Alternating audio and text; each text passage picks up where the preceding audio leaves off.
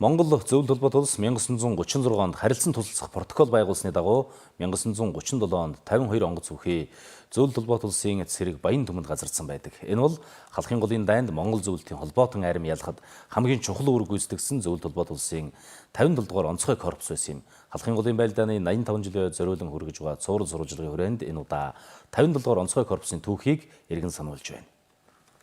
Зөвлөлт холбоот улсын цэрэг 1921, 1937, 1945, 1967 онуудад нийт 4 удаа Монголд орж ирсэн байдаг. 1937 онд Зөвлөлт холбоот улсын цэрэг харилцан тусалцах протоколыг үндэслэн бүгд найрамдах Монгол Ард улсад байрлахаар шийджээ. Тухайн үед манай төр засгийн удирдлагууд энэ үйлдэлд таатай хандаагүй юм. Гэвч Зөвлөлт холбоот улсын талаас эсэргүүцэх боломжгүй нөхцлүүдийг тулгажээ. Нэгдүгээрт Япон Хятадын дайнаас үүссэн Монгол улсын өмнөд хилийн түргэдлийг Монгол Ардын хувьсгалд цэрэг тогтоон дийлэхгүй. Тухайн үед Монгол Ардын хувьсгалд цэрэг 17-оос 18 мянган хүнтэй байлаа. Халах голын зүүн эргээс хил хүртэлх 20 км газарт ганц ч хилийн застаа байсангүй. Хоёрдугаарт хэрвээ цэрэг байрлуулахаас татгалзвал их хилмигдүүлэлтэд дүүц хохирол амсаж болохыг анхааруулжээ. Ингэж геополитикийн болоод улс төрийн олон хүчин зүйлийн нөлөөгөөр 1937 оны 8 дугаар сард Зөвлөлт холбоот улсын мод буудлагын 4 явган цэргийн 4 дивиз бүхий 57 дугаар онцгой корпусын цэргүүд Монголд хөл тавьсан түүхтэй. За дээрх шалтгаануудын улмаас 1939 оны 7 сарын 19-ний өдөр Батлан малх ардын комиссарын энэ тушаалаар одоо 57 дугаар онцгой корпусыг армийн нэг бүлэг болгон өөрчилж тэгээд өөрчлөлтөнтэй холбогдуулаад Монгол Ардын хувьсгал цэргийн одоо хээрийн штабыг халахын голд байгуулсан байдаг. 57 дугаар онцгой корпусын анхны захирагчаар Конив томилогдсон бол түүний дараа Пеглонко удирдах байлаа. Тухайн үед зөвлөлтийн цэргүүдийн сахилга бат байлдааны ур чадвар хангалтгүй байсны дээр нутгийн иргэдтэй үйл ойлголцол үүсгэх тохиолдол олон байжээ. 1939 оны 5 дугаар сарын 28-ны өдрийн байлдаанд ялагдал хүлээх суурь болсон байна. Пеглонкоос 5 сарын 28-ны өдрийн байлдаан нар нэлээд том алдаа гаргасан. Мөн хэд хэдэн ноцтой зөрчил гаргасан байдیں۔ За үүнээс улбалаад 50 дугаар корпусын захирагчаар 39 оны 6 сарын 16-нд одоо Жукийг одоо Холбоот улсын маршал Жукийг томилсон байдیں۔ Түүнийг томилогдох үед 57 дугаар онцгой корпус 32 мянган цэрэг дайчидтай байсан юм.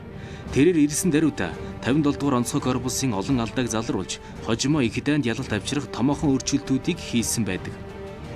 Дайны талбараас 150 км-ийн зайтай командын байрыг хамар даваанд нүүлгэж шилжүүлв. Цэргүүдийн сахилга батыг сайжруулж, хариуцлагагүй үйлдэл гаргасан офицер удирдлагуудыг шийтгэж цэвэрлэгээ явуулв. Цэргүүдийн байлдааны чадварыг нэмэгдүүлж, цэргийн сургуулийн үр дүнг сайжруулв. 57 дугаар онцгой корпусыг армийн 1-р бүлэг болгон өргөжүүлв. Жук бол бас морд цэргийг командж исэн одоо морд дивиз корпусын захирагчаар ажиллаж исэн ийм туршлагатай. Тийм учраас халахын голын дайнд бол нэг талаас зөвлөлтийн одоо орчин үеийн техникцэн арим орж исэн, нөгөө талаас Монголын морд механикжуулсан арим орж исэн. Тэгэхээр энэ хоёр армийн аль алийн одоо онцлогийг сайн мэдэх ийм баялаг туршлагатай хүн гэж үзсэн учраас Жукийг бол 57 дугаар онцгой корпусын командлагчаар томилж энэ халахын голын дайныг өдөрдөөсөн байнамаа. 57 дугаар онцгой корпус армийн 1-р бүлэг болгон өргөжснөөр хүн хүч, цэрэг техникийн хувьд улам хүчрхэг болох эхлэл болсон юм. Дайны оргил үед 57 дугаар онцгой корпус 57 мянган цэрэгтэй 1000 гаруй танк, 1000 орчим ниск онгоцтой байлаа. Энэ нь халах голын дайны шийдвэрлэх тулалдаанд агаар болон газарт ноёлоход чухал үүрэг гүйцэтгэсэн байдаг. Армийн 1-р бүлэг болгоод түүндээ бас одоо нисэх одоо хүчний одоо томоохон ангид ихтгэлийг одоо хамруулж чадсан байгаа. За энэ маань бас халах голын дайны үед одоо агаарт одоо ноёлох одоо агаарт ноёрхох одоо эхлэлийн одоо Монгол зөвлөлтийн цэргүүдэд тавьж өгсөн байгаа.